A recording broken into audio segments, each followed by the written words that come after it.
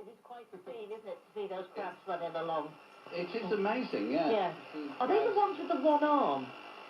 They're the ones that, when they have because they're rushing to lay their eggs, right? They have to lay their eggs in the sea, but they live on land. Yeah.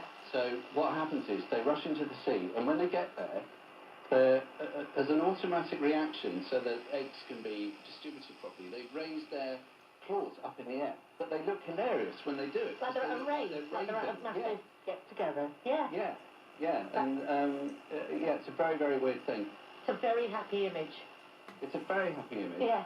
And it's a very good image on which one in the series, is it not? A waving crab. A waving crab. I mean, it's as relevant as anything else we've said over the last 10 That's weeks. probably true, I'll give you that, yeah. But what a journey it's been. Well, we have gone from beer to eternity. We have. It's taken us a very long time. I mean, we could presumably do... 10 programs to do it. We could simply have gone beer to De Beers to diamonds to eternity. Yeah, but where's the fun in that? It would have taken us 15 seconds and everybody would have had a lovely time all at home. gone home. But this has been a marvellous journey. I've really enjoyed my little part of the itinerary. It's been fantastic. And which means, all of which means we have reached the end of our trivia trek from beer to eternity. Next year, who knows? Alpha to omega-3, soup to nuts, or from the archers to the king. We've just done that. We have just done that. Yes. Thank you very much to Zoe Lyons for joining us, and to you for listening, and Merry Christmas. See you next time.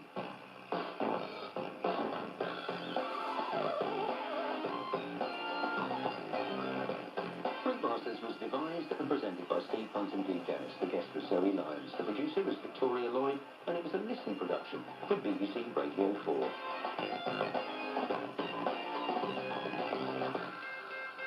Open the chocolates!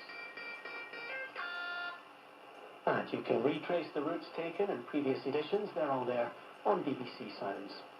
Still ahead of us this Christmas Day here on Radio 4, a specially commissioned short story for Christmas written by John Finnemore and read by Adrian Scarborough, in which someone discovers that it's never too late to change.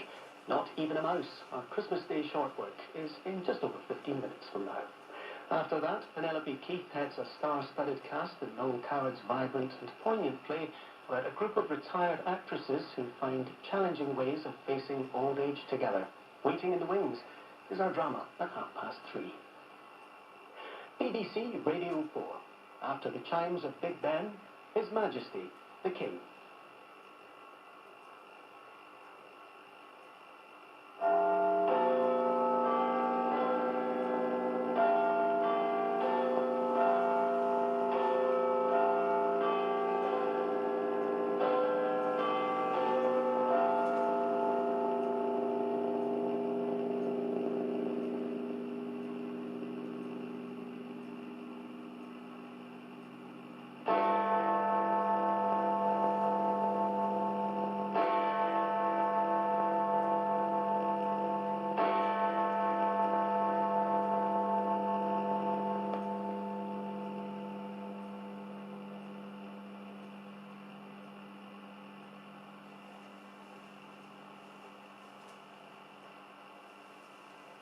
Earlier this year, as we commemorated the 80th anniversary of D-Day, Queen and I had the enormous privilege of meeting once again the remarkable veterans of that very special generation who gave of themselves so courageously on behalf of us all.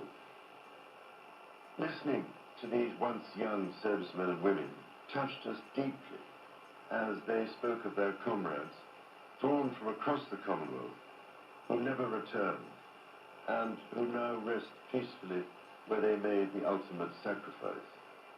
Their example of service and selflessness continues to inspire across the generations.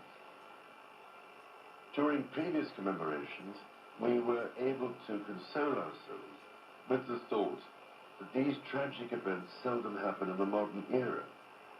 But on this Christmas Day, we cannot help but think of those for whom the devastating effects of conflict in the Middle East, in Central Europe, in Africa, and elsewhere pose a daily threat to so many people's lives and livelihoods. We also think of the humanitarian organizations working tirelessly to bring vital relief. After all, the gospel speaks so vividly of conflict and teach the values with which we can overcome it. The example that Jesus gave us is timeless and universal. It is to enter the world of those who suffer, to make a difference to their lives, and so bring hope where there is despair. As the famous Christmas carol, Once in Royal David's City, reminds us, our Saviour Holy came down to earth from heaven, lived among the poor and mean and lowly, and transformed the lives of those he met through God's redeeming love. That is the heart of the Nativity story, and we can hear its beat in the belief of all the great faiths, in the love and mercy of God in times of joy and of suffering, calling us to bring light where there is darkness. All of us go through some form of suffering at some stage in our life, be it mental or physical. The degree to which we help one another and draw support from each other, be we people of faith or of none, is a measure of our civilization as nations. This is what continually impresses me as my family and I meet with and listen to those who dedicate their lives to helping others. I am speaking to you today from the chapel of the former Middlesex Hospital in London, now itself a vibrant community space, and thinking especially of the many thousands of professionals and volunteers here in the United Kingdom and across the Commonwealth who, with their skills and out of the goodness of their heart, care for others, often at some cost to themselves. From a personal point of view, I offer special heartfelt thanks to the selfless doctors and nurses who this year have supported me and other members of my family through the uncertainties and anxieties of illness, and have helped provide the strength, care and comfort we have needed. I am deeply grateful too to all those who have offered us their own kind words of sympathy and encouragement. On our recent visit to the South Pacific to attend the Commonwealth Summit, I was reminded constantly of the strength which institutions, as well as individuals, can draw from one another, and of how diversity of culture, ethnicity and faith provides strength, not weakness. Across the Commonwealth, we are held together by a willingness to listen to each other, to learn from one another, and to find just how much we have in common. Because through listening, we learn to respect our differences, to defeat prejudice, and to open up new possibilities. I felt a deep sense of pride here in the United Kingdom when, in response to anger and lawlessness in several towns this summer, communities came together, not to repeat these behaviors, but to repair not just buildings, but relationships, and most importantly, to repair trust by listening and, through understanding, deciding how to act for the good of all. Again, listening is a recurrent theme of the Nativity story. Mary, the mother of Jesus, listened to the angel, who revealed to her a different future full of hope for all people.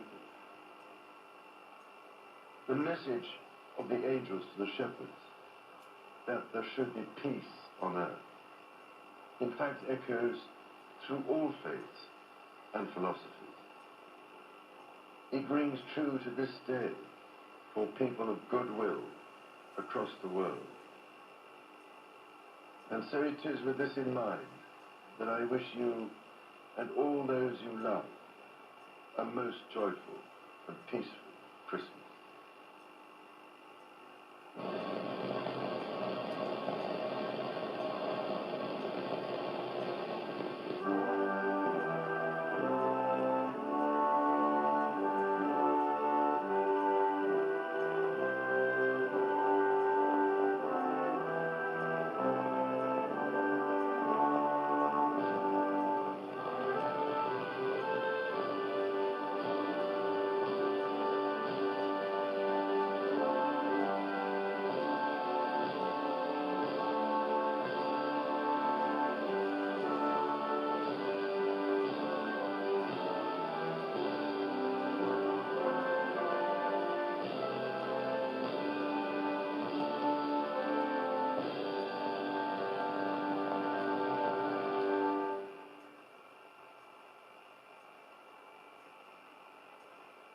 His Majesty the King's Christmas message.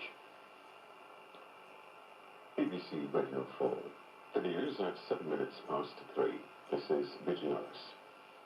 Hundreds of thousands of Ukrainians are spending Christmas Day without electricity after the country's energy system was once again targeted by Russian missiles and drones overnight. Ukraine's largest private energy company said this was the 13th large-scale assault on the sector this year. Moscow said it had carried out a massive strike on what it said were critical energy facilities.